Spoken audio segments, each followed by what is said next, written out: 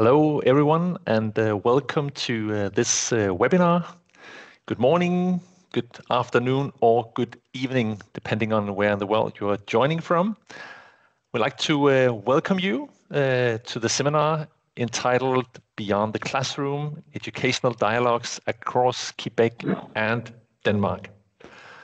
On behalf of the Research Chair in Outdoor Education at University of Sherbrooke, via University College in Denmark and Center for Clinical Research and Prevention, also in Denmark, we are truly excited to invite you into the engine room, you can say, of academic dialogues on outdoor education. And we'd like to inform that we are recording this webinar, so if you don't want your picture to show up in the recording, please turn your camera off. However, your names will appear in the recording. My name is Mads Bølling, and I'm a researcher and a PhD with the Center for Clinical Research and Prevention in Denmark. Also, I'm an external associate professor with VIA University College, also in Denmark. And with us today, we also have Jean-Philippe Ayot-Boudet, professor, PhD, and chairholder of the Research Chair in Outdoor Education at University of Sherbrooke in Quebec, Canada. We also have Karen Barfoed, research leader and senior lecturer, PhD at VIA University College in Denmark. And next to me here from the room in Copenhagen, Michelle Stalhut, researcher and PhD with the Center for Clinical Research and Prevention, also in Denmark. Our aspirations for the seminar is to explore the shared interest and entry points in school-based outdoor education across research in Quebec and Denmark. Also, it is to build cross-cultural connections between the two research communities, working with education beyond the classroom, both in natural settings, in nature, green environments, and in cultural settings, so a broad perspective. It is also to compare research approaches shaped by different educational, cultural, and policy contexts. Also to exchange conceptual frameworks, such as concepts of outdoor education, curriculum frameworks, didactical approaches, teacher education, and policy integration, so different perspectives.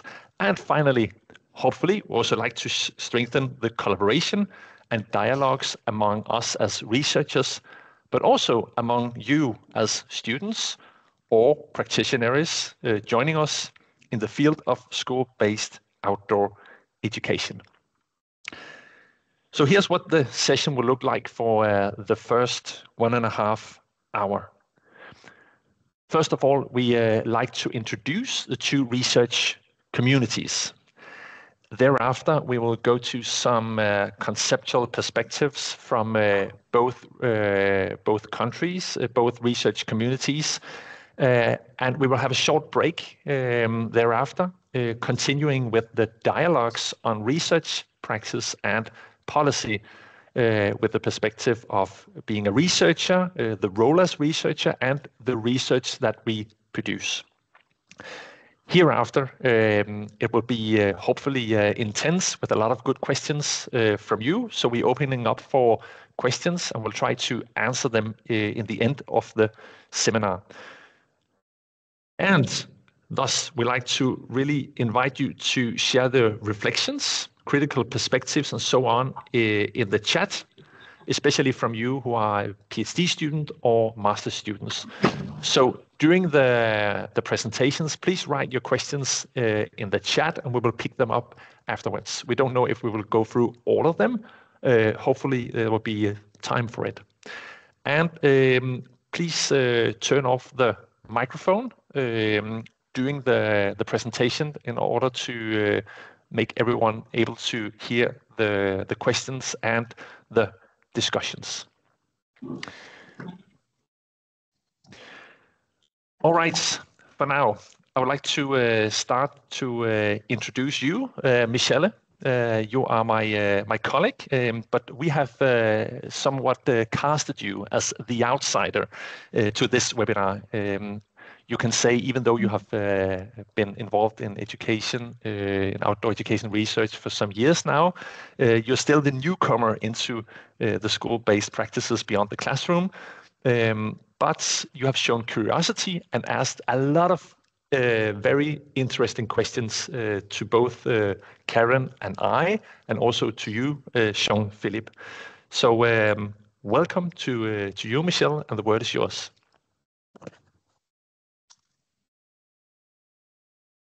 Okay, thank you. Thank you, Mads. I'll just try to share my screen here. Can you, no, can you, yes, it's fine. Okay, thank you, Mads. And yes, you're totally right. I'm the outsider here. So I have a professional background as a pediatric physiotherapist. And I currently work as a researcher at the Center for Clinical Research and Prevention here in Denmark. And my research has primarily focused on developing interventions to promote participation among children with disabilities. These children, they are at high risk of low activity levels, reduced well-being, and limited opportunities for inclusion. So, yeah, I'm sorry. Jeg tror ikke, at det lige...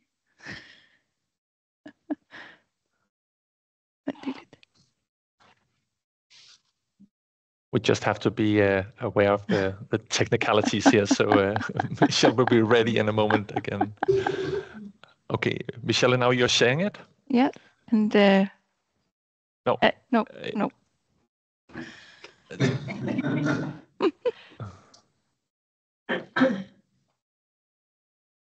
Thank you, Mads. Yes. Yes, perfect. So why am I here, you might ask, in a webinar about education beyond the classroom? So about 2.5 years ago, I stepped into this new field as a part of the Move Out Special project. And this project explores how education outside the classroom might enhance physical activity, school participation, learning and well-being in special schools. And this shift has brought me from a health and rehabilitation context and into the educational field. And this transition has been both exciting and also challenging for me. So as a researcher, I really like to have precise definitions and protocols and boxes to tick. And diving into the literature on outdoor education has been quite confusing for me. So the more I read, the more or the less certain I became. So what is or what do we mean by outdoor education exactly? Where does it begin and where does it end? How do we define participation when context and environments and capacities vary so greatly? Also, many teaching methods share common elements, and this really reflects the complexity of educational and pedagogical practices, and it makes it very difficult to make a distinct category or distinct categorization and definitions. So, yet in this confusion, I found something valuable, a space to ask new kinds of questions, and a chance to think beyond categories and explore how learning and well-being and physical activity intertwine in a more complex and holistic way. And so this journey has also opened up new insights. So what happens, for instance, in my case, when we combine the lenses of health and education, and how can we meaningfully bridge fields that speak different languages, you might say, but share similar goals. So today I'm here with humility and a lot of curiosity, and I'm looking forward to listening and learning and being challenged by your perspectives. And I also invite all of you to stay open and ask questions and embrace the differences between our context and see it as a source of inspiration rather than something to overcome. So with that, let's be curious together. Thank you, Michelle, for the introduction, both to you, to your story, and your entry point here in the field of outdoor education. So you point to, we have to perhaps be precise in what do we mean. We like to have some kind of uncertainty, and I think your question here is, what do we mean by outdoor education? But let's go further into to that line of curiosity in the webinar today. Now to the next point, an introduction to the two research communities. And hereby I'd like to give the word to my colleague, Karen Barfod, and you will start giving an introduction to the Danish research community. Karen, the word is yours. Thank you so much, and hello, everybody. So nice to meet you, even if it's on screen. From the very early stages in Denmark, the research community decided to share all knowledge. So this kind of webinars is part of this agency or strategy. So from the very grassroots movement, it was an idea that we should share. Karen, you're sharing the wrong window. Sorry for mentioning it. Is it better now? Yeah. So it was an early decision from a grassroots environment that we would share, because we wanted to develop and expand this regular education outside the classroom. And it should be free. So when we asked for funding, we always asked or said that we would share the knowledge and share the ideas that we could get. So from this point of the community, you know, Denmark is a tiny little country. So even compared to Canada, but even compared to Quebec, it's a tiny little country. And we work like one research environment of persons and institutions. And on the left here, you can see that we have university colleges, that is teacher education. We have universities with big research and research centers. We have different networks. We have non-governmental organizations like the National Ranger Association, like the Danish Outdoor Council, and we have funding bodies. And we try to work together. It's also so that some of the persons, then they are employed one place and then the other. So here at the bottom, you can see some very happy persons. Mads is there, I'm there, and representatives from some of the non-governmental organizations being invited to talk in the Danish government about outdoor education. So we really want to share, to work together, and we succeed by doing this. Here is one example of one of the centers that has been made in Denmark, a National Center for Children and Nature. And you can see the logo, that's a round part in the upper part. But it consists of 3 different universities, of the Danish Society for Nature Conservation, of the hospital where Mads is working, of the Danish Outdoor Council and University College. So you can see these different capacities work together for an overarching goal. And we do this in projects, not always, but mostly in projects. Let's look at some of the examples. The Move Out project is funded by the Novo Nordisk Foundation. You can see this on the left part of your screen. We are so happy for the Novo Nordisk Foundation because it pays a lot for health research. But you can see on the right side that there is a lot of researchers connected to the Move Out project.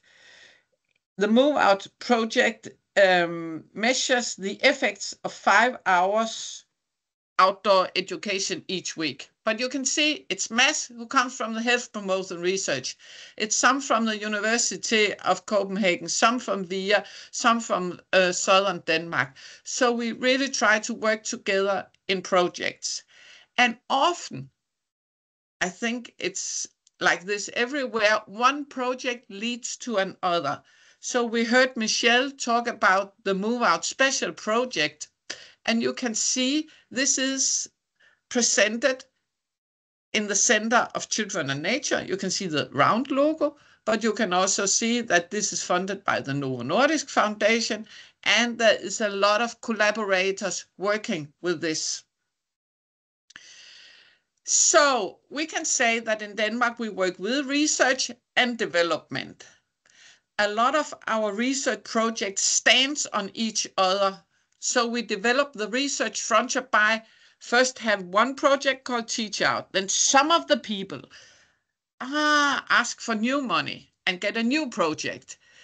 Some of the people are the same. Some are new researchers, some new PhD students, some might be you. And then on this and this experience, we built another project like the Move Out Special. So research projects stands on each other. And then most projects has an intervention component in schools. We try to develop schools. So it's research and development. And by this, the quantity of researchers in the field grows by this close connection to the educational system and the PhD students. Another example is this project called New Life in Education for Sustainability.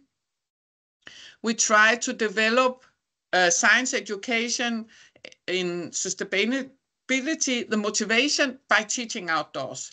And you, on the right side, you can see some of the models. We use a competence model with the 8 competences, that's the upper part. And then we work with the SDG goals, but not in line. You can see we have this wedding cake model of different levels connected to sustainability. It's paid by Novo Nordisk Foundation. It goes on 3 roles. It's 3 years. And we work with 5 municipalities and 25 schools. In this project, there is an intervention and there is data. And on the right side, you can see part of the intervention. Maybe you recognize some of the models. So we do an intervention at the schools. We have courses for teachers.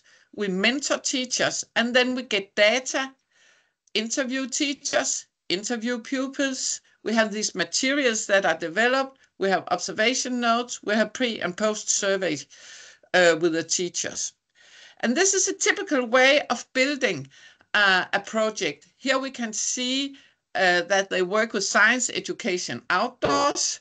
They are trying to make school gardens. On the left, they take up the grass from the soccer area, and they put up these piles, and you can see there have been animals living. You can see there has been a dead rat.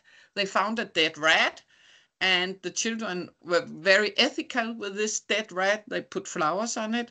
But this is an example of how we work in the schools. So this project is typical by, it's a combination of school development, that's kind of impact, and academic research, that's also impact. Is it this cooperation between municipality, schools, and research? It's funded by private funds, and it's a co-creation process with this intervention, and it's a mixed method study. We both have qualitative and quantitative data. And it's not typical by being only a VIA University College as a research partner. So I started to say it's like we have one research area and we work together, but we do also have some projects that are just in each institution. So we work both with qualitative studies. This is an interview study. And with quantitative studies, we work counting how many schools work outdoors.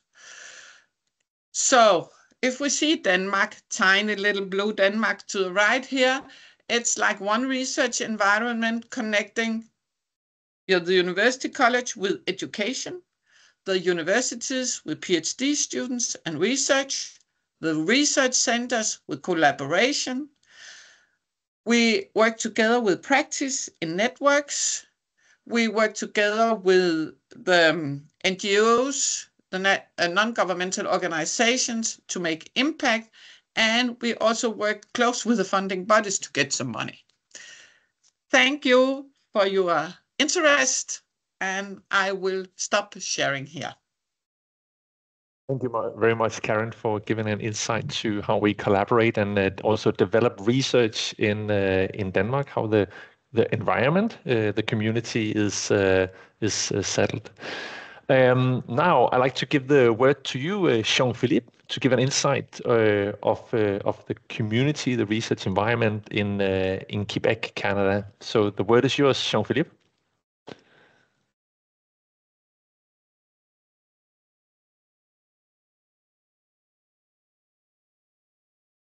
And we can't hear you.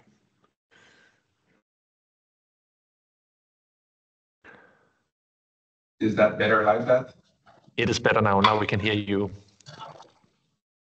Okay, so just before starting, I would like to say a warm hello to Antoine Deschamps, who is close to you in Norway. So we haven't seen him for many months. So hello, Antoine.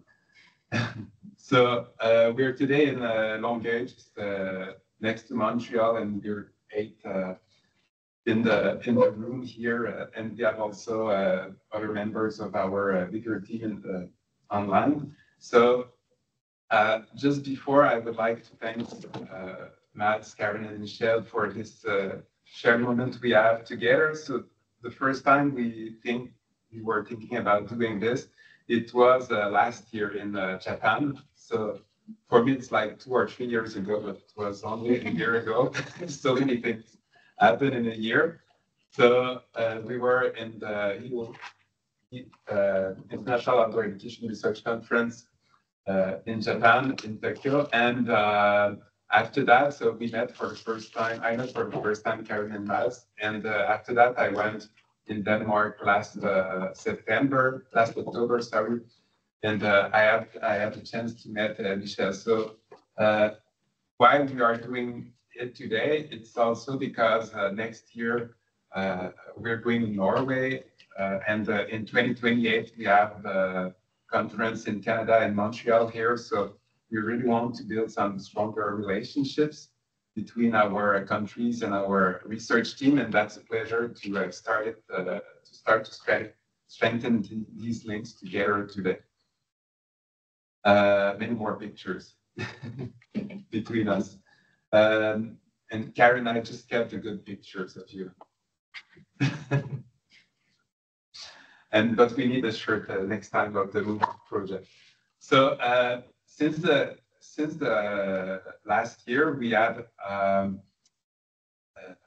things evolved in Quebec. So today I will present mostly projects about the research chair in outdoor education, but I think that it's moving a lot, the environment here. So few years ago, I think prior to the COVID, there was a lot of universities and professors who are doing great stuff in their area. But I think that since few years, we have learned to discover each other and started to work together. And we have since a year a research team that is the interdisciplinary research team on outdoor education, and it's founded by the provincial grant. So we have had our first year, and we are starting to build connections together. There was a lot of micro environments in all the province of Quebec, but I think that we are starting to really put these environments together to build a bigger environment to work together. So we're 12 professors. We're more PhD and master students, and I'm also proud to say that we're going to be about 25 going in Norway next year. So in this big group, so we will go together. So we have a lot of shared interest in this group. So you know that in the research chair in outdoor education, we're mostly interested in school-based outdoor education, but there's much more. There's also people who are interested in the daycare centers, also in the informal ways of doing outdoor education. How do we call it? Intervention pour la nature. I forgot, but also doing some intervention with adults. So there are different publics, different contexts, and different ages. So that's for our bigger team. I know that there's Geneviève Lessard here with us as a professor, and I know that there's Loïc Rideau also online. So some professors are there. So we have also the research chair in outdoor education. Yeah, Geneviève was there too. So our general aim is to advance knowledge and practice in the field of outdoor teaching and learning in school settings. So it's founded by the Ministry of Education, and it's more specific on school-based outdoor education compared to the bigger group that we are having since a year. I would like to present some key projects that we have, and after we will be able to continue the discussion. I think that, Michelle, it will be your job to wrap it up after anyway with Mads. But we realize that we're thinking about why are we doing this during the last year, during a project. And I think that in general, we believe that the current school model prioritizes evaluation over genuine learning. Also, the transmissive approaches to teaching are still too prevalent in schools compared to experience-based learning. And we also believe that learning environments should foster cognitive and physical engagement, maybe also emotional, to allow students to actively construct their understanding. So we have tried to think about that also, because we do some great research, but it's important also to understand why we are doing it. When I look at it, I'm surprised too, because we are doing many different design of research. So we are now conducting RCT. That's the first time we do it in the field, in the team, sorry. So it's an exciting project, but I've been talking about this project to you, Mads and Michelle, when I met you last autumn. But the hypothesis that we are trying to test is that students who engage in outdoor science learning will produce higher quality observations of living organisms than students who learn strictly in an indoor classroom-based context, when both groups are invited to make observations in an unfamiliar natural environment. So basically, my background is science education. I am a high school science education teacher. This project is at the primary level, but it's like obvious that when we go outdoors, it will be easier for students to make some observations about living organisms. But when we try to look for good data, strong design in the literature, we don't find something that convinced me enough. So there's a lot of things, but we never found a design like that. So that's why we want to test this hypothesis. So next year in September, October, so the groups will go during 5 weeks, twice a week. I won't enter into all details. There's a lot to say about the design, but we will we have instruments that are more traditional instruments, way to collect data with standardized items, but we also go with the kids outdoors in a new environment, and they will take some pictures of living organisms and talk about what they see, they observe. So we're also trying to change the way we collect data in outdoor education research, because often we collect data the same way than classroom-based research. So I think that's an issue that we have to solve, to work on. So there's this project, but I'm also putting some ideas to discuss furthermore.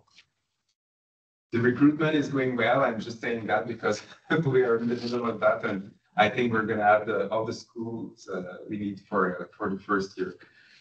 I'm just going briefly on this project, but just want to say also that for people who are interested, that we have another project, which is an action research really conducted with the community, that is a territory-based education among First Nations. We're working with a nation about the inclusion of new knowledge in the school, and also how we can connect to territory in the school context. So I won't enter into all details, but it's a project with one community, but it's really important what we're doing there, and we're learning a lot too. But just in case you're interested in this in the future. Otherwise, we have done. How much time do I have? Do I still have, Michelle? Should I stop?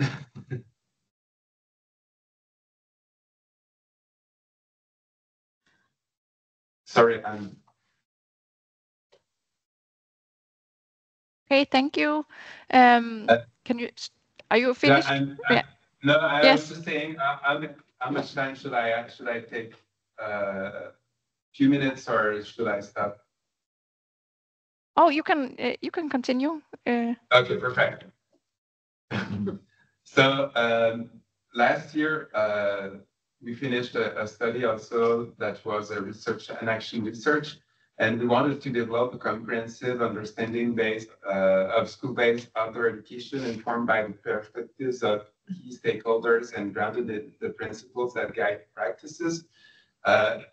This research, we didn't know that much what will be the outcomes, but finally it meant a lot for us. I won't talk about everything that we have done with this research, because maybe later in the broader discussion when we talk about the practice and policies also, but with almost 40 practitioners, we worked with them for 2 years, and we finally agreed on a shared definition and the 8 principles of school-based outdoor education. So it's important for us because it's based on their perspective, on their practice. We can discuss among the researchers about these principles, or the principles, or we call it something else. But I think it's important because that was a way for them to explain what they are doing to other colleagues. So this is why this is important for us. So I know, Max, we've talked about definitions and concepts, and we'll talk about it. For us, we talk about this concept in French, but we translated it as school-based outdoor education. And when we translate it, it's all the educational experiences that take place outdoors, that is in the environment, the community, and the territory to promote learning and the overall development of learners in alignment with the curriculum. All of the words that are here have been carefully discussed. So some people in the room are laughing because they were there. So we truly discuss about these words really carefully. And it draws on the diversity of approaches, strategies, and practices tailored to the educational aims, the learners, and the places. It facilitates physical, cognitive, affective, and social engagement through meaningful experiences for learners. It is interrelated with educational experiences that take place indoors. So what I like about these definitions is I think that it tells really well the big picture of what's going on in the school. And I think that most people can find their place in this definition. To that, we have agreed also on 8 principles.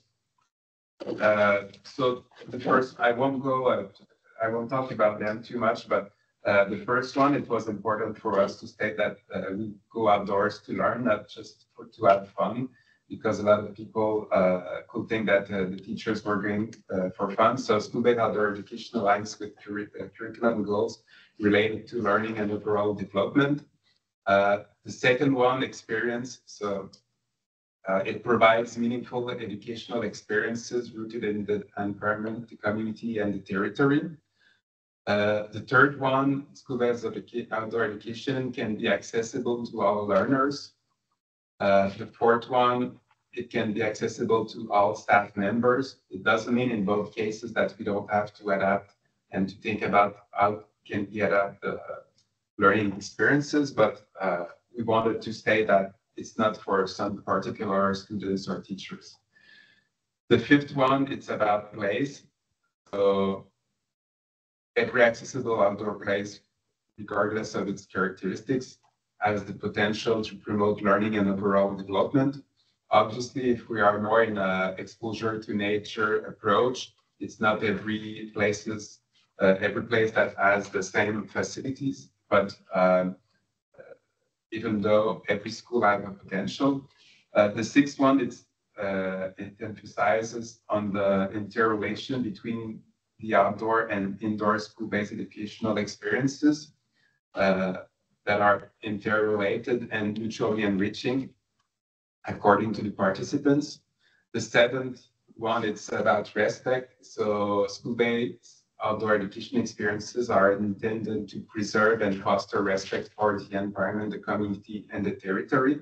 And finally, we had also people from public health who are working in the schools in our group. So it was important for us also to state that it can contribute to the health and well-being of all learners and staff members. So these are the 8 principles. I think that they are general, but I think that all the schools can think about how they can adapt these principles to their context, or even the teachers.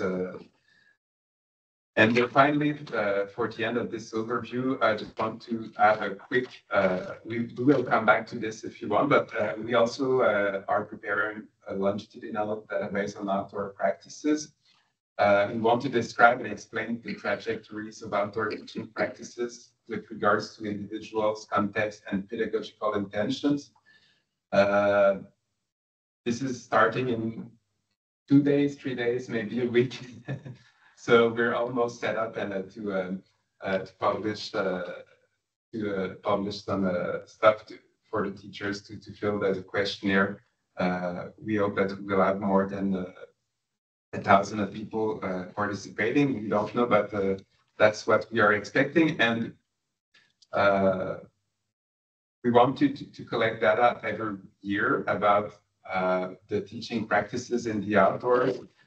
We want to have some cohorts to have a longitudinal database also. And I think that it's important for us to have new insights on long-term relevant practices and challenges. I know that you are working on challenges with Yannick, and we would like to know how it evolves with time for all the teachers. Are there some challenges that are present in the first years, but we tend to disappear for the more expert teachers?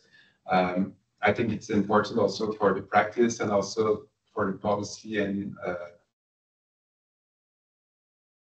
for contemporary practices. So this is an overview of our project. I think that, Michelle, I've said enough to continue all together. Thank you. Thank you very much, Karen, and also Jean-Philippe for sharing some brief introduction to the research communities and also some of the projects that you're working on. I just have to do this again, Mads. And just while we're doing that, there's much more projects with the professors. I've presented the research chair projects, but we will have much more to share in Oslo and in further meetings. Yes, thank you.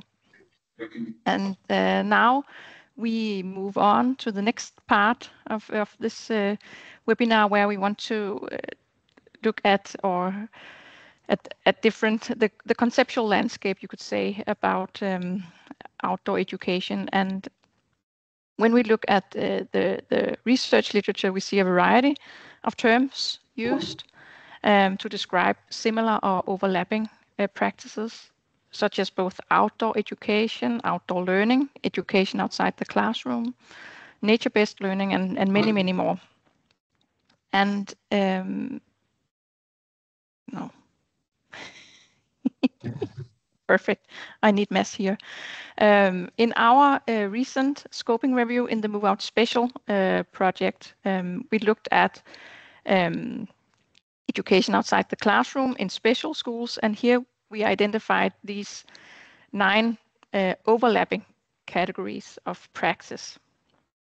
And it includes nature-based education and service learning and all these you see here. But some of the things that we have discussed a lot is that even within the same country or different regions, the same term can describe very different things. And in international literature, this confusion only grows.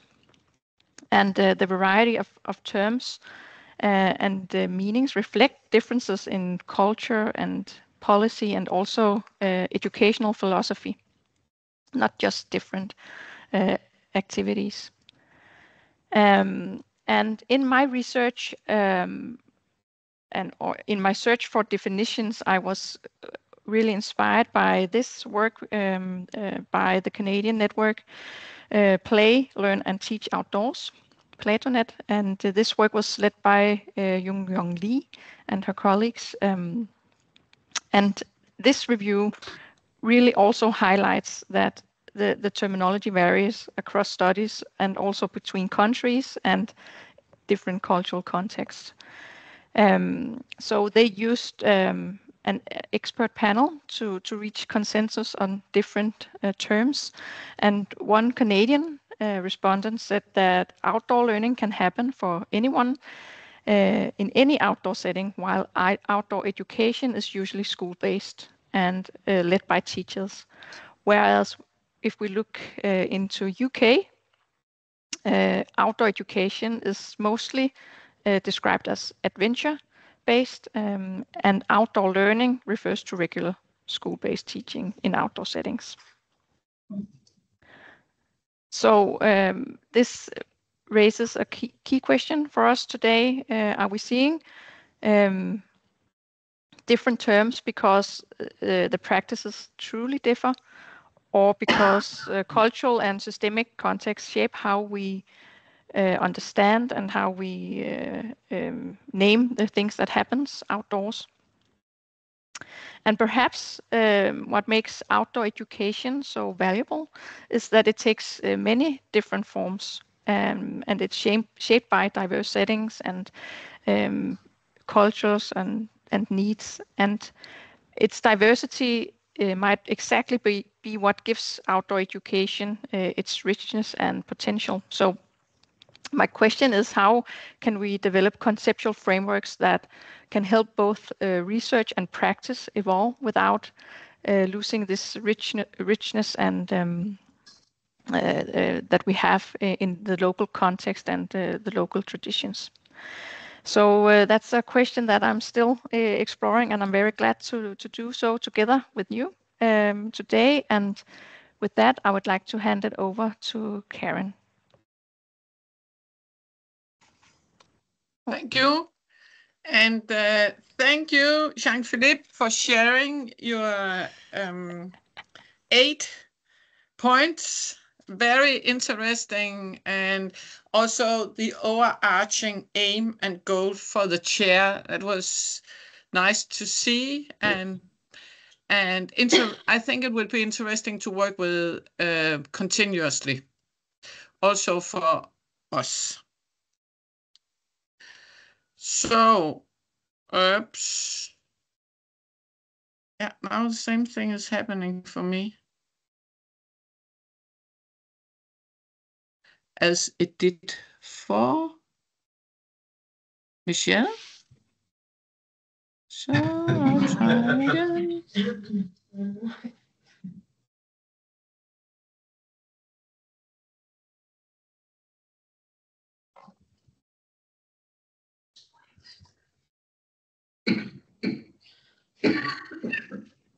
Bam, bam, bam, bam, bam.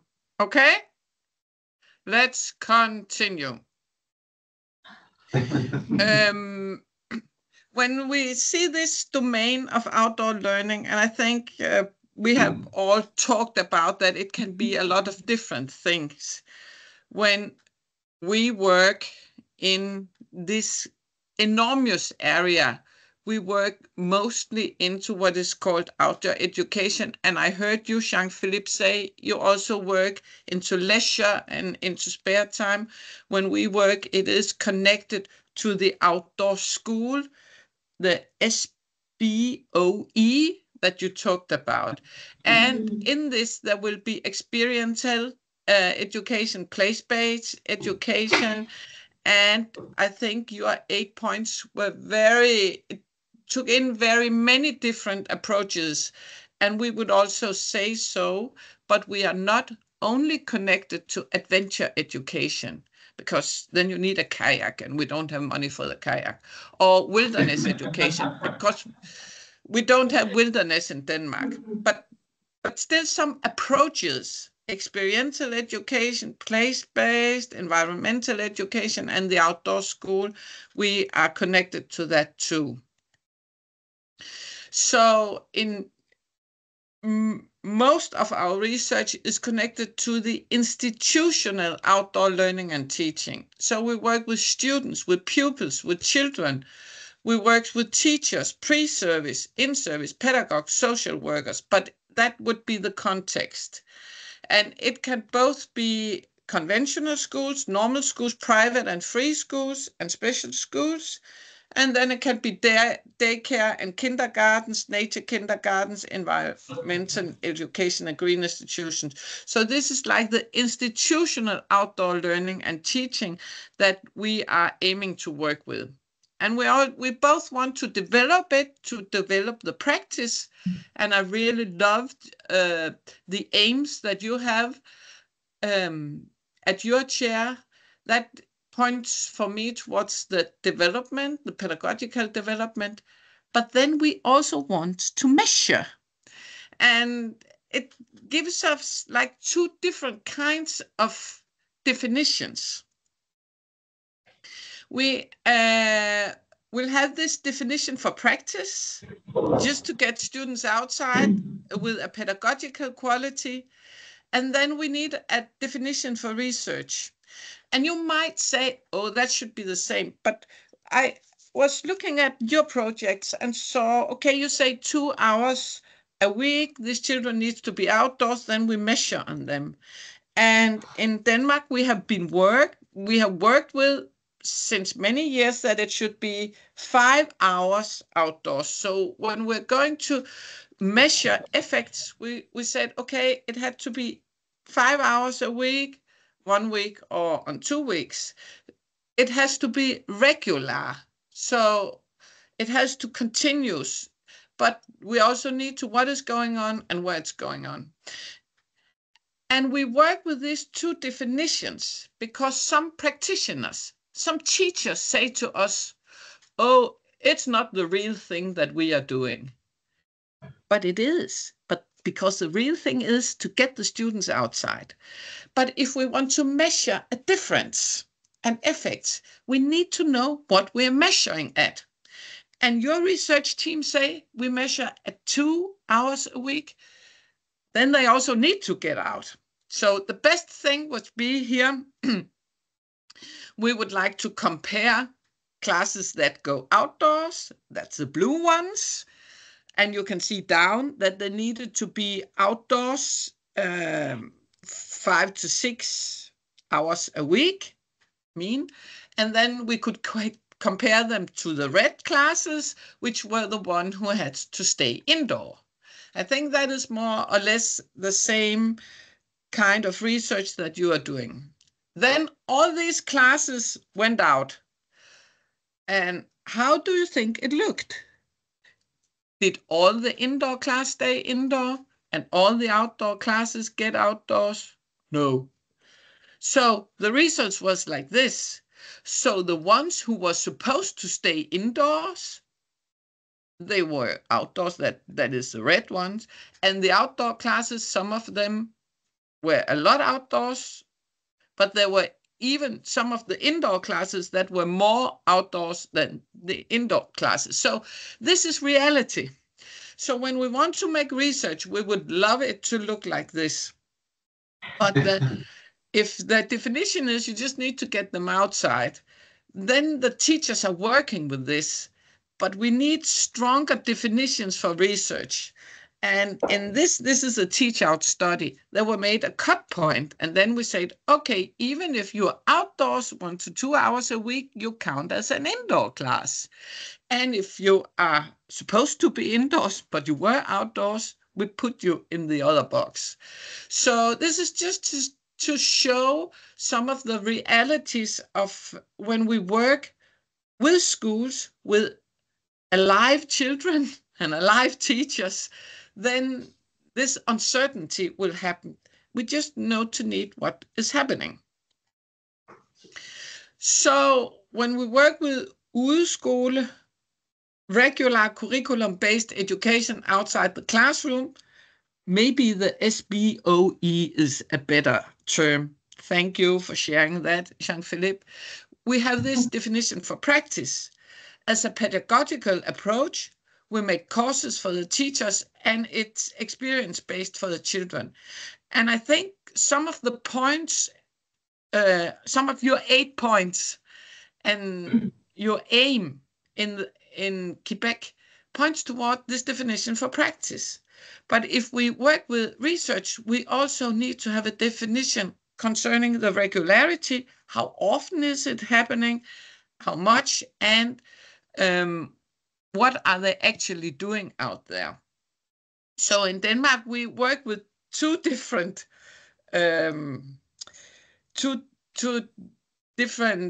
definitions. And it's not always a good idea, because then when we are asking nationwide, are you working outside the classroom? Some of they think, okay, it's not the real thing we are doing because we are just staying outdoors 3 hours a week, and that's not into your definition. But it's into the practice definition. Yeah. So thank you for listening to my a bit, I don't know if it was confusing, but at least I tried to share some of the experience we have trying to work with strong definitions. Thank you.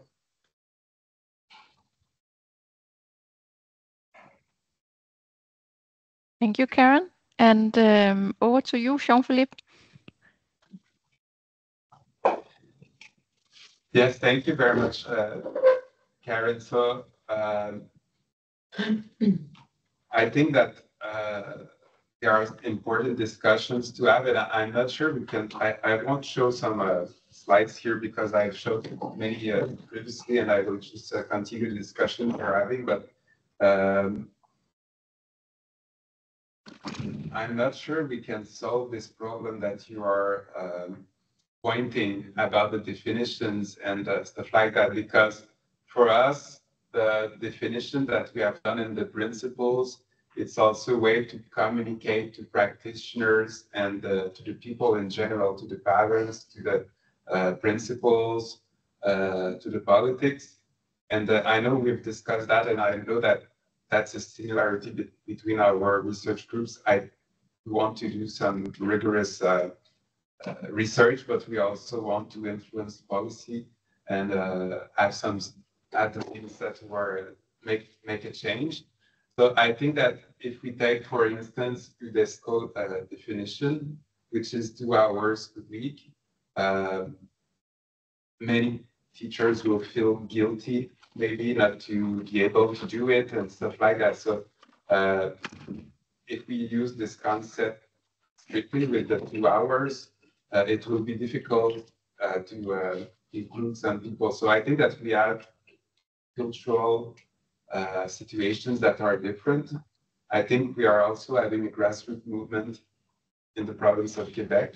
It's not mandatory. I personally think it will be a bad decision to make it mandatory because there will have some resistance, and we're building slowly, but we're building something here. So I think we need to wait until we get to a certain point. Maybe after that, we will be able to say, yeah, you should do at least, and according to the research, the minimum should be, and maybe to say it more loudly. But I think that we need to be respectful of where people are and to welcome them and make sure that they just don't continue to do their stuff without coming to us. So I don't know, Geneviève, you're looking at me. Do you want to add something? It's just, I think the same thing is we want to be not prescriptive, but more inclusive. Sometimes it depends why you are going outside. I'm thinking about the learning students who have learning disabilities. Sometimes just by going outside, it moves the school forms, so they change. I believe so. Maybe 2 hours. Maybe there's not prescriptive about time, but just to go outside sometimes, and it gives them the opportunity to change as learners.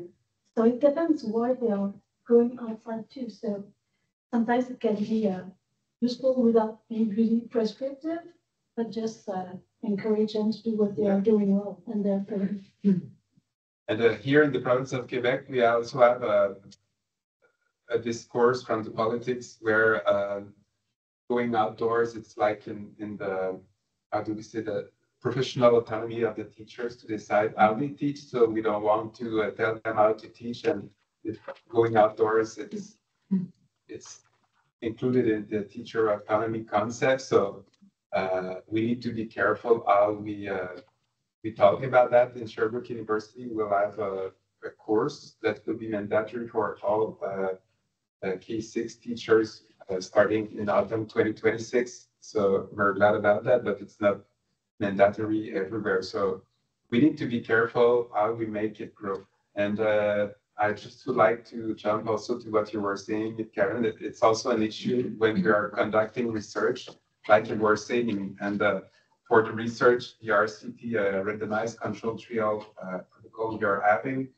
we are recruiting 2 teachers per school, and they don't know in which group they will be, outdoors or indoors. So that's why we are doing it at the beginning of the year, because we don't want to tell them that they have to wait until, for instance, March before going outdoors.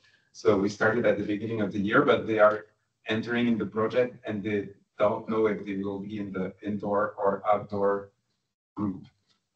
We tell them that, but they need to accept that, because otherwise it wouldn't be respectful of criteria. So, and we would like them to do more, maybe than 2 hours. But for instance, here it's about organisms, and it's only 1 hour per week in science usually. So they will go outdoors 2 hours a week, but they can do, for instance, language, French or English related to living organisms for an hour. But they told us we don't want to do 2 hours of science per week, because usually it's 1 hour and it's not reflecting what's mandatory, and maybe the research will not be really transferable after. We won't be able to do that after. So yeah, there's a lot of negotiation with the research and the practitioners to have robust design and also respect their practices. Yeah. Thank you, Jean-Philippe. I know Karen, she has a comment. Yeah, thank you. Thank you for your comments. I think I didn't express myself very good, because actually I meant, I don't know what your name was, you who commented it in the green shirt. Yeah, because you said we shouldn't take the energy out of the teachers to go out to say, you have to do it this way. I totally agree. I was just saying, if we want to measure effects as researchers, then we need to know what they are doing. So this is the same balance as you have, that we want to push or help the teachers just to get the children out. We want to make school development. We want them to do it their way. We want them to do it voluntary. That's so fine. On the other hand, we want to be strict researchers who know what is going on. So you see, this is, I was just trying to say, this is a dilemma. Is it called that? Dilemma. Yeah, because we stand both as developers and as researchers. And what I was trying to show, that sometimes these two positions conflicts. Yeah. Yeah. Thank you, Karen. Mads has a question or comment as well. Yes, I actually have a question to you, Karen, because, or perhaps to both of you, just to start reflection, are we perhaps slaves of our concepts? Perhaps sometimes, because what you're both are talking into here is that there are elements of praxis which is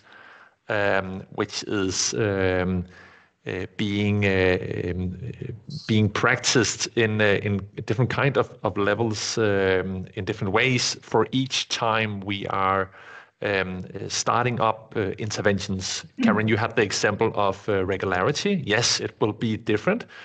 Perhaps the measure of regularity, we could argue that that's not a part of the definition, but that's a way of measuring an important aspect of praxis. Like, for instance, you said, Jean-Philippe, it's only outdoors.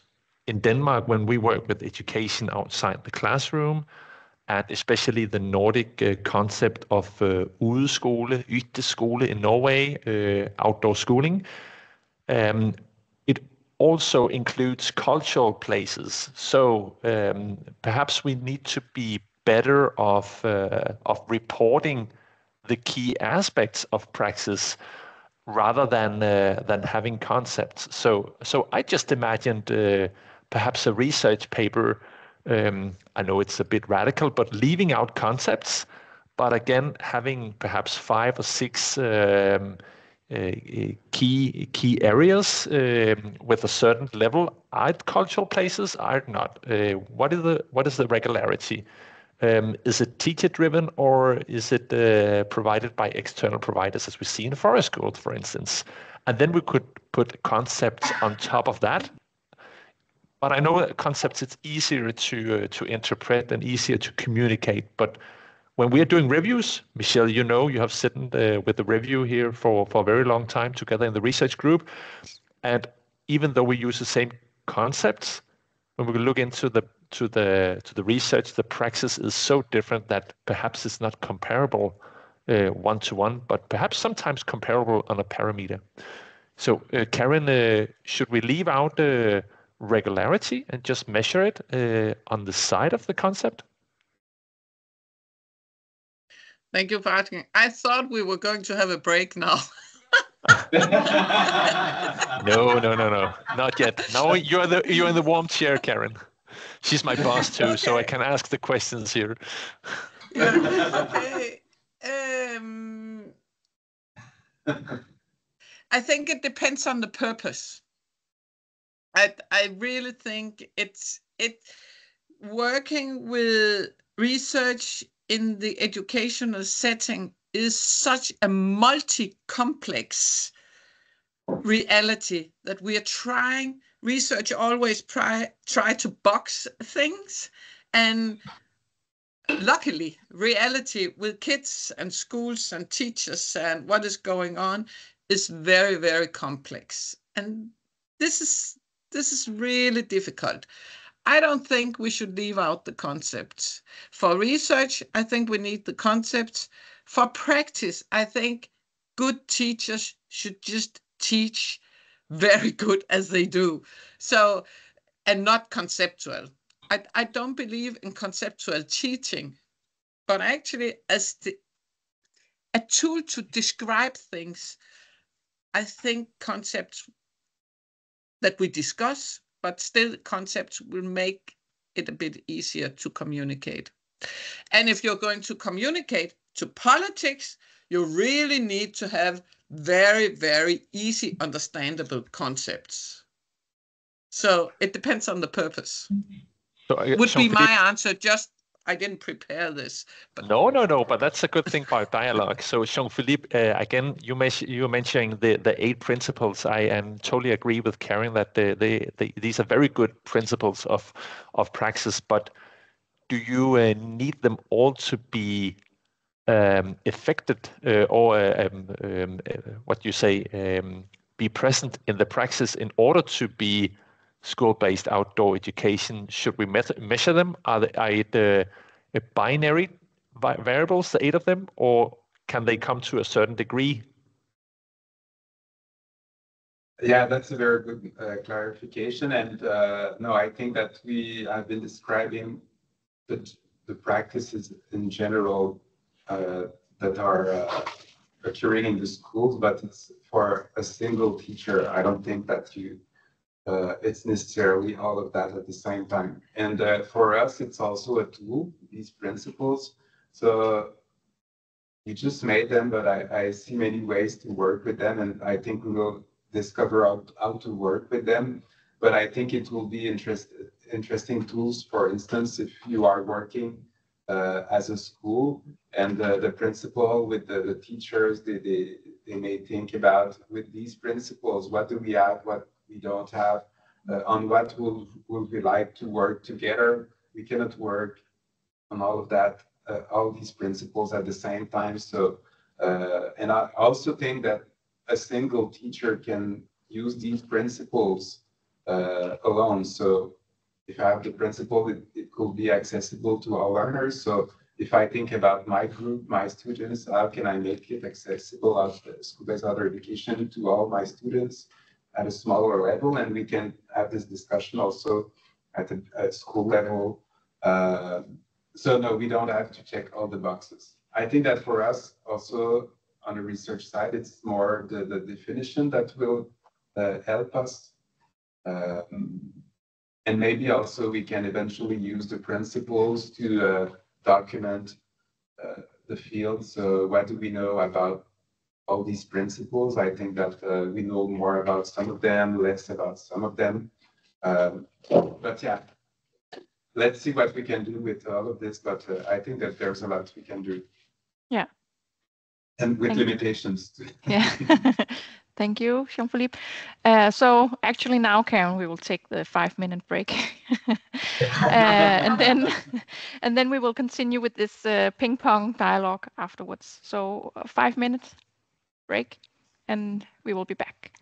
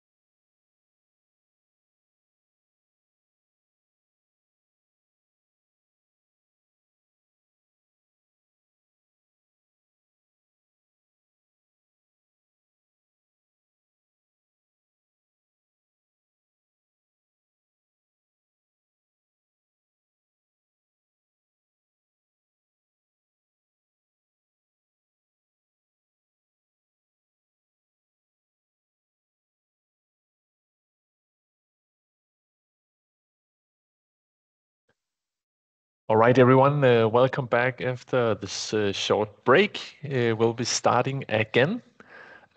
Also, we like to mention and invite you to write questions in the chat for Karen and Jean-Philippe, and of course to all the four of us.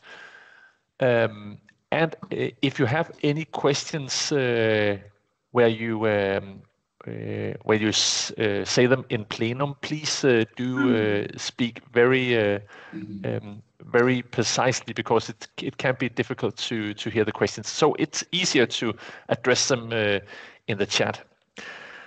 All right, for the next point here, we have organized a little ping pong format, we call it, with some questions guiding this format. So it's dialogues on research practice and policy. And I know, I'm sorry, Jean-Philippe, and I'm sorry, Karen, that you're in the warm chair here answering the questions, and you're also welcome to address them back to Michelle and I, of course. So let's just have it as a dialogue. So the first of these questions will just simply concern how our approaches, or how your approaches as researchers shape the understanding of school-based education, school-based outdoor education, or EUTC. So, and perhaps you have been into this a bit, but just to start one place. So, Karen, asking you firstly, how does it shape the definition, the view on education outside the classroom from your perspective? From my perspective, definitions in new research projects, in policy, and together with students and teachers, will always be followed or be part of a dialogue. So I think very hard definitions or descriptions will always be interchangeable due to different times, different practices. Then we had the COVID-19, then we had an outdoor practice that was different. I don't know how it is in Quebec, but in Denmark, we change the government every 4 years. We have a new government. They think they're going to make a revolution, new concepts, and we see how. But good education will still be good education, whatever you call it. So for me, I don't think the concept shapes the reality. I think the reality will shape the concepts. So over to you, Jean-Philippe. What did shape the 8 points that you're working around? The reality.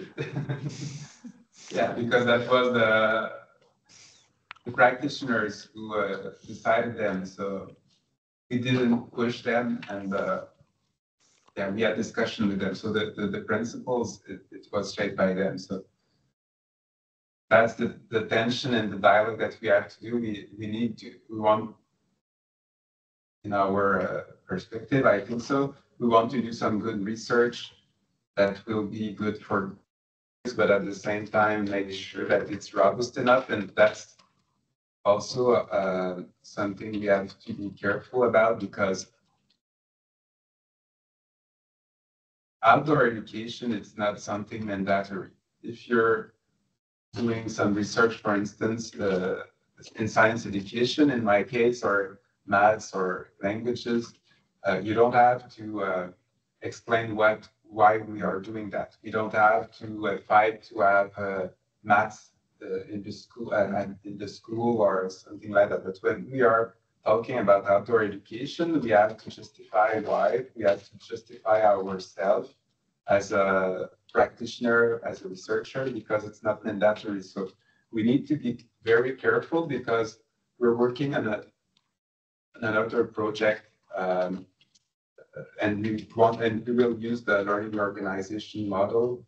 But we think that the people and the practitioners, they are making things move in the system, but it's not mandatory. They decide to do that. So we are working with them, who are trying to shape another school, but we want to make sure that we are aligned with their vision and the research. But at the same time, it's easy to have an ideal vision of the research, and also sometimes people are taking the research like if outdoor education was magic.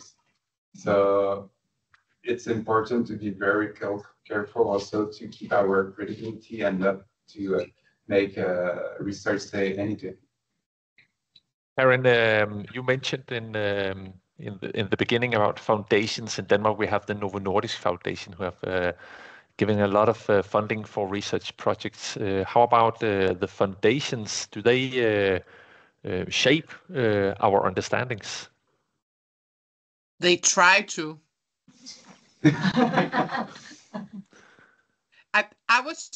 I had a comment, and I was just looking for the book.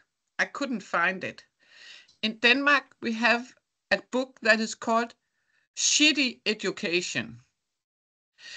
And the shitty, like shit, yeah. And it is about that we need to look into the eyes that not all education is good. And maybe we should also look in the eyes that not everything that is going on in the outdoors is good. So there will also be shitty outdoor education.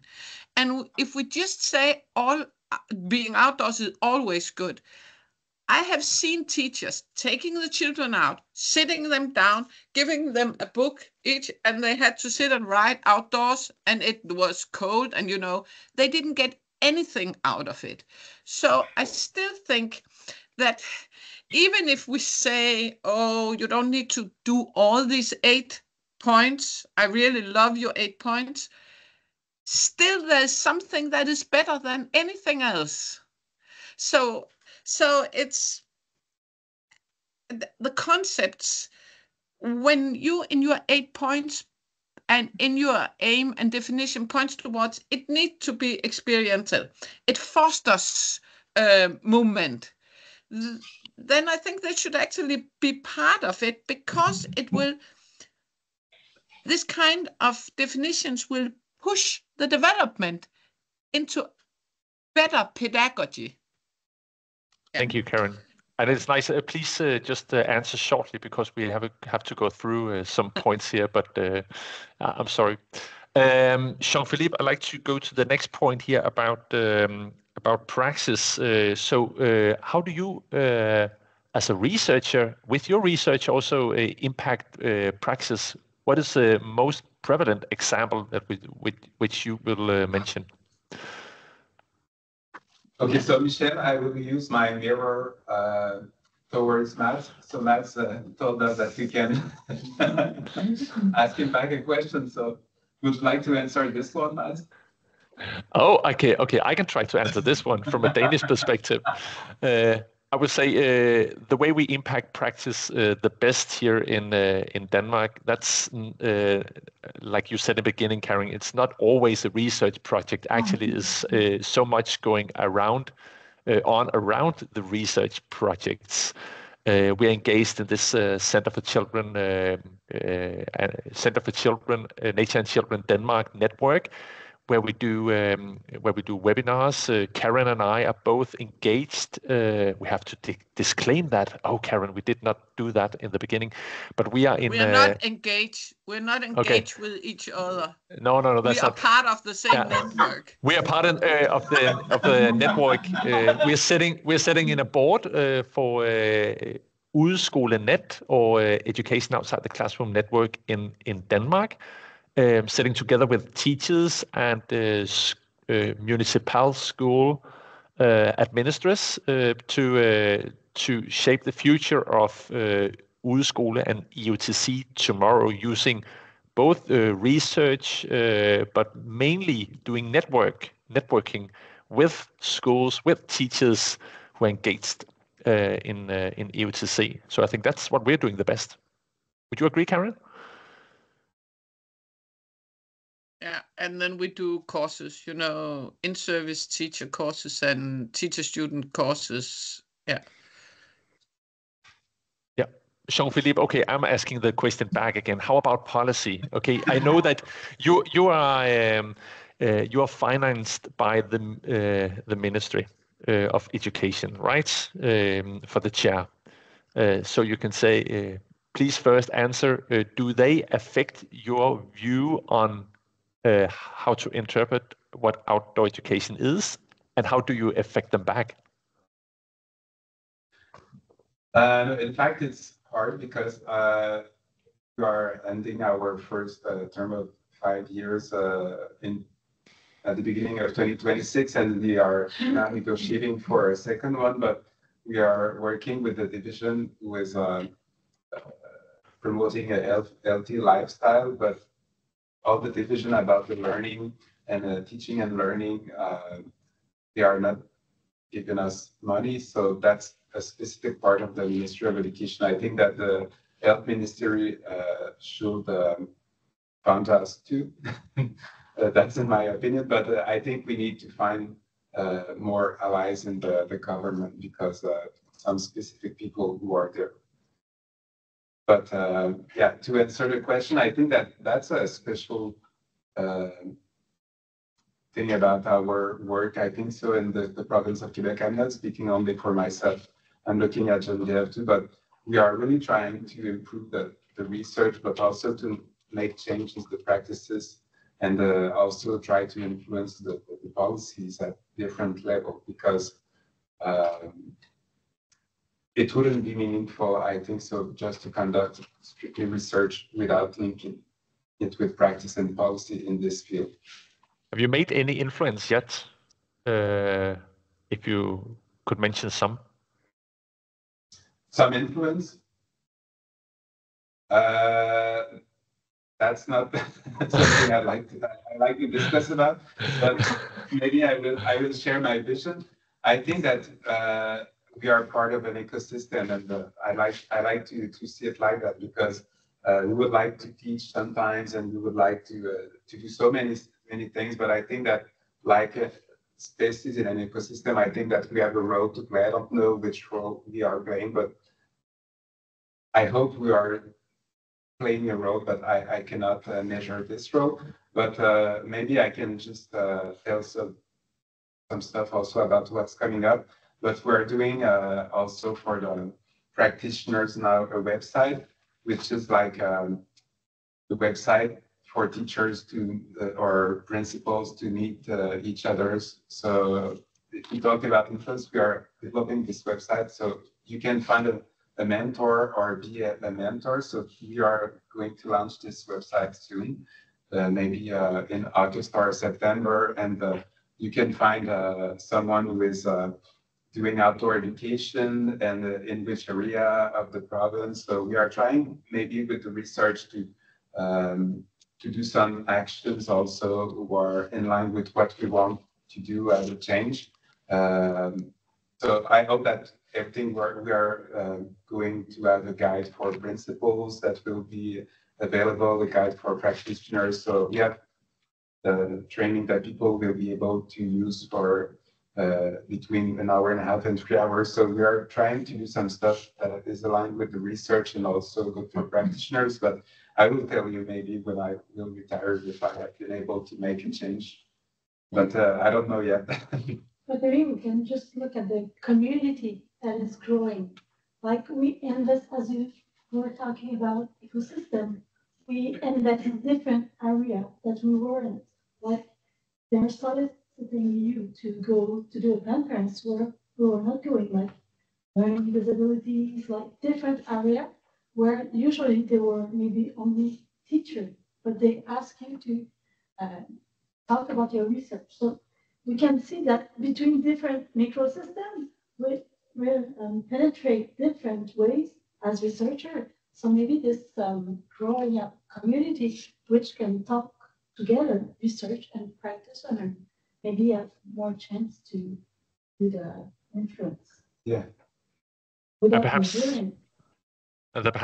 that's a way of having impact too, I guess, in your context. Karen, I'd just like to address the policy question to you, because we have tried too many years to affect policy with udeskole, but have we failed because udeskole is not yet in the regulations, the law for the schools, or should it be at all in the regulations?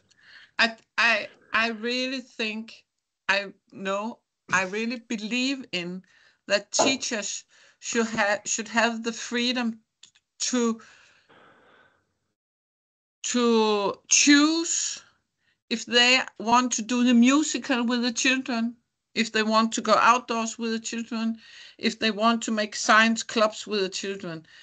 But they need to know the possibility and what is good about it and how do they do it. I know that the motivation for the teacher and the teaching will be much, much better if the teacher have their freedom. But still they know during their education that going outdoors is a possibility, and how do we work with quality of outdoor. And I will come with 3 examples of things that we have done. You know, I'm old, so of course I have done a lot because I'm old. And outdoor education in Denmark is old. So we made this NGO, non-governmental organization of outdoor teachers that is called Udeskolenet, Outdoor Network. And that is for everybody who, maybe you can read it. Udeskolenet is club for everybody who's interesting professionally for udeskole. So here we connect teachers, researchers, local politicians in this, hvad hedder forening? Union, kind of union, yeah. And we're both board members. When we have this union or club or whatever, and we have the logo, and we have head of the board, that's me, and we have, and people think it's very structured. At least it's idealistic. And when we have this, it opens for us the doors to have influence on politics. So we write debates. So the first thing was this union or club. The second thing is that we get into the public debate. kan man se det her nu? Kan man se slidet? Jeg må godt se slidet. Jo. Ja. Rolig. Yeah. So this is, you can see it says debate. So this is media about school. And to the right, you can see all these people that have been writing this, and they are from different organizations. So when Mads and I represent organizations, we can go into the debate. And here we say we should have education outside the classroom in the reform of compulsory schooling. And this is very new. This is just 2 weeks ago we made this. So we collaborate, so we can write. We have made this union or whatever, and you can see it say it's me, and it says I'm from VIA University College and from Udskolenet.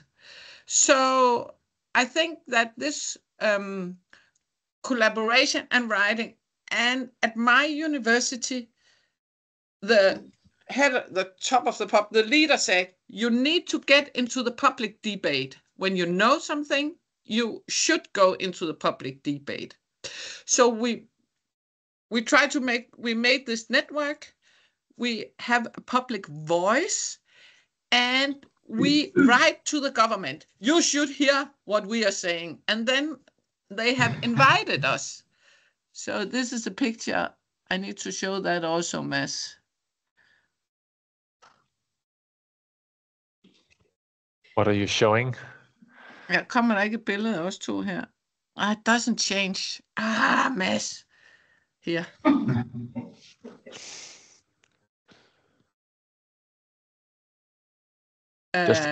Just click. Yeah. So here, now you can see it. So here you see we try to have impact on practice and policy. So this is the Danish government. And we wrote to them, you need to listen to us. And they said, okay, come. And we got 10 minutes. But still, so we are we're very pushy. We're pushy as a part of our work. And we use our name as researchers, our experience, and the fact that we represent teachers and so on. Yeah. So we are not politicians, but we are experts. And as experts into education, we are obliged, we need, it's part of our work to get into the public debate. Thank you, Karen, for the three points, 3 examples here, and for your short answer. No, sorry. Let's go over to the last point. And Jean-Philippe, I'd like to ask you, how do you see your research and your role as a researcher to impact the research nationally in the province of Quebec? Because you're working with praxis, developing praxis, affecting policy.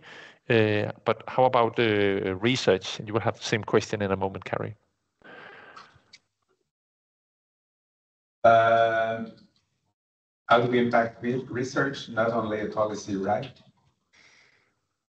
Once again, I didn't get your question. Is that how do we impact the research in general? Yeah, impact the research nationally.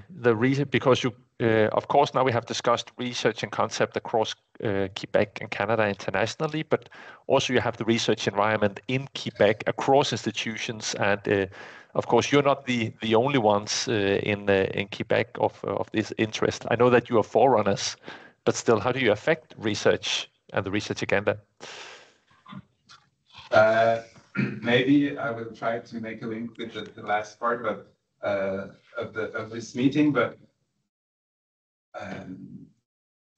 we are doing some research in the research area of outdoor education, but there's a lot of really good research going on, and some initiatives for teacher training and into practice also in many other universities. And I was discussing with Chantal during the break, and I think that what I forgot to mention is that the research group that we have started a year ago, we have 12 professors, but coming from 6 different universities.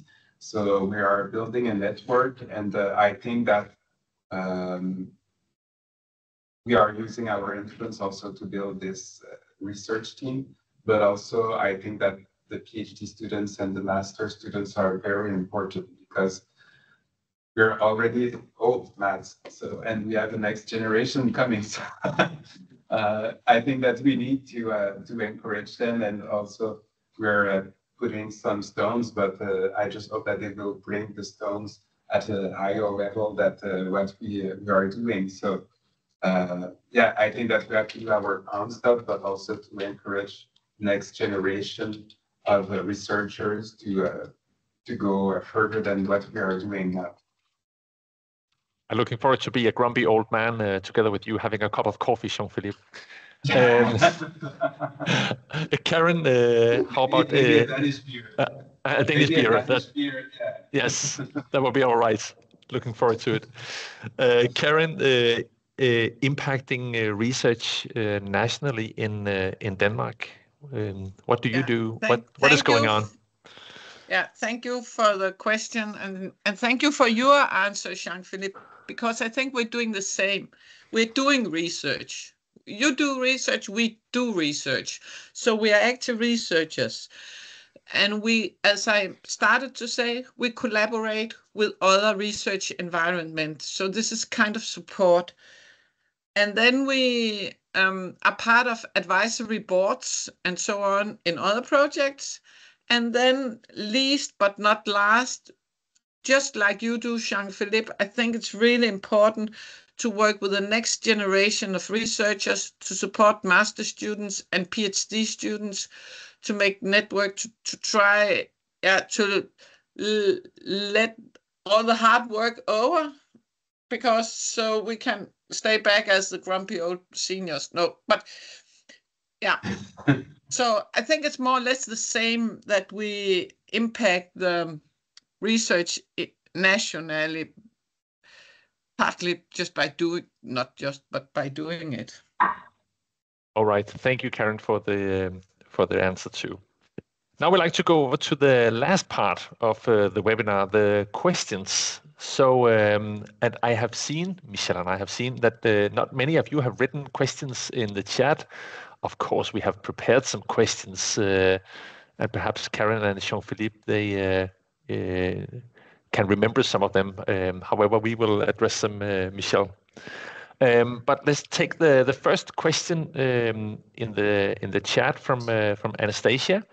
And if I get the question right, Anastasia, you are asking about the prevalence of outdoor education practices in Canada and Quebec. Perhaps Jean-Philippe, you would like to start answering this? About the percentage of educational settings practice outdoor learning in Canada, right? Yes, that's a question, but as I get it, it's about the prevalence. But yeah, we don't have data about that. We don't have data. We're the database that is going to help us. We are starting in a few days, but I think it's complicated because there's also Gabrielle at her back, and we did it in Norway, but I think it's difficult because we were talking about definitions, what outdoor education, what's not outdoor education. We have to do at least 2 hours. Is a school associated to outdoor education when there's at least one person or a percentage of people? So, and we don't have access to all the schools to ask them directly with the Ministry of Education even. And so I'm sorry, I'm telling all the problems that we are having, but I think it's pretty difficult to answer this one. Aaron? from the Danish perspective? I was trying to just find our latest paper on that, because in Denmark we are allowed to send out to every school, and we have asked every school in Denmark if they had one or more classes that worked with outdoor education 5 hours a week. And the last time we asked, they said about 1/5, about 20% had one or more classes that worked regularly outdoors. So that's 1/5. But it's not every class at the schools. So when we compare to 2019, in the schools that said, yes, we have one or more classes, then when we counted again in, when was that, 2021 or something, then they said more classes, it has expanded on the schools. So the schools that were already having this practice, more teachers were trying to work with it. So it spread like rings in the water. And that's really nice to know. So we had a study with that, and I'll try to put it in the chat if I can find it. And then I know they have made one in Norway too. So it's easy for us because we have access to the main mail addresses of all schools. Well, we still have, if I may add, we still have troubles, a lot of problems with doing survey studies in. Yeah, nobody's answering. No. That's one problem, but also by the definition, because we have the regularity, and we know that that of course we like to investigate schools with the regular praxis. However, we know that when it becomes winter, most of the schools they stay indoors, and that's okay in praxis. So we also have this add to the definition when we ask 3 months in the spring, 3 months in the autumn, just examples of a period of regularity, and we're asking for regularity as well. However, what we find when we are investigating the prevalence is that we ask the same way over and over again, because then we can see if what we're asking about is going up or down, even though it's not precise for the single measure. The difference is interesting. However, when it comes to special schools in Denmark, because it's a small country, we have fewer special schools. We cannot be certain in the same way as the general schools. I don't know, Michelle, if that's a problem here because we're a small country, but we have some figures for prevalence. I think we could go to a next question. Yeah, but also Jean-Philippe mentioned that maybe the ones in your room could have some questions for us, and if you have, you can ask them directly, but please very slow and loud voice so we can hear if you have any. I saw that there's 2 places to chat, and the question and the answers also. So I think there is a question in the Q&R section.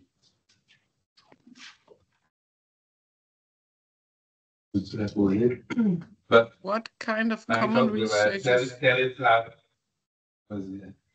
Yeah, I would like to know what kind of common researches could be done between our groups. Do you see something that could be common between Canada and Denmark?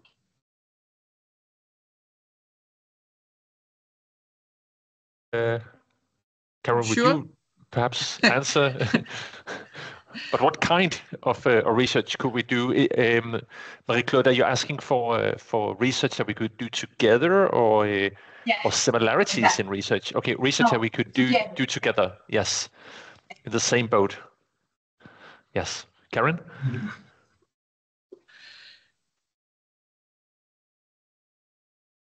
In some way, research in schools are very affected by the culture that the schools are developed in, and in school culture, in school structure, and when do they start at school? How many hours do they have? What do they? So still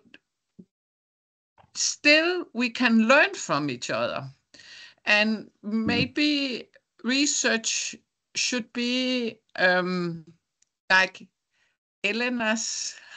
I can see Elena is here. Like Elena trying to say, what can Danes learn from Italy, and what can Italian teachers learn from Denmark? Then using the same methodology, she get knowledge about how we see good education, and then the teachers meet. And this could be kind of research connected to development. We could also test out the same validated measures of movement, language, science knowledge, whatever, in different contexts. So this is just, I think there are so many ideas. I think it's easy to find things that we could do in common, and maybe a bit difficult to get it funded. But because it needs, if we want to make research, it needs to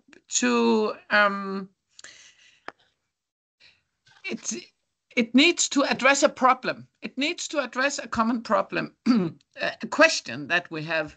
We need to have a question that research could help us with. And I think there could be many questions, but it always depends on who's asking the questions. Jean-Philippe, any ideas? Yeah, I will start by saying that I totally agree with what Karen said. I think it's important also to learn from each other first, because our research is also very contextual. So to compare, I think it's important, and it's more able to understand what's proper to our context, and maybe what can be something that we can share to compare. But yeah, like Karen, I think that many projects can happen. So I will stop there, but there's a lot of things that we can do together. Some projects are going on already with UMass. I think so. I would like to add too, because I think it's problematic that we cannot transfer money from each country to country. However, what we can do, we can do research together. We can invite each other in to write scientific papers together. We have done that. We are in the process, both with Shanique, who will be joining us here in Denmark. Antoine, you have been here. That's an opportunity. Of course, it's funded by Homeland. And we can invite each other into advisory boards, and we also have the option to buy each other in to be flown over, or be an external consultant of some kind of way. So there is workarounds, but having research projects together on the large scale, it's difficult. But as I see it, comparative education as a tradition within educational research is an obvious way to start to take the advantage of us being two such perhaps from a starting point very similar practices, however compare differences, in order to learn more about our own practices in each country, province to country. So I think there's a lot of opportunities, but we have to agree again on questions. We have to agree on measures or perspectives for qualitative research. So there's a lot of opportunities. If we should take just one more question, perhaps here in the end of the webinar, and again, if you just have one more question, please address it in the Q&A, or we have to jump forth and back from the chat and the Q&A. Jessica is asking. Okay, Michelle, you can perhaps have it. And maybe I can answer, because You I can work answer. at initial teacher training. Perfect, Karen. Please. And thank you for the question, Jessica. In Denmark, we have just changed the initial teacher training. So until this year, you could choose it. It was an optional course to learn how to teach outside the classroom. Not like adventure or kayaking and roping, but just how to take the children outdoors. So this has been an option until this year. Then we made research where we asked all teacher educators in Denmark, everyone, if they were teaching the students to teach outdoors. And half of the teacher trainers answered. So half of them we don't know anything about. But those who answered, of them, almost all of them teach how to teach outdoors, or that you can teach outdoors. So we say about 40% of all teacher educators either tell about it's a good idea to go outdoors, or go outdoors with the students. So that's actually more than we expected.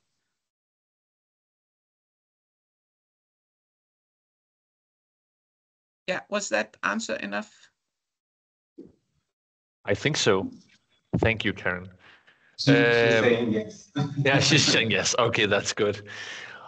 All right, we have only a few minutes left, so if we just have to sum up the webinar here, we have been through some with the concepts and also differences. So perhaps as you as an audience is more aware of how things work within the research communities, within the chair in the province of Quebec, there are similarities that we can build upon. However, we still have the differences in concepts. So I think I know that the concept of school-based outdoor education is very settled, and the province of Quebec is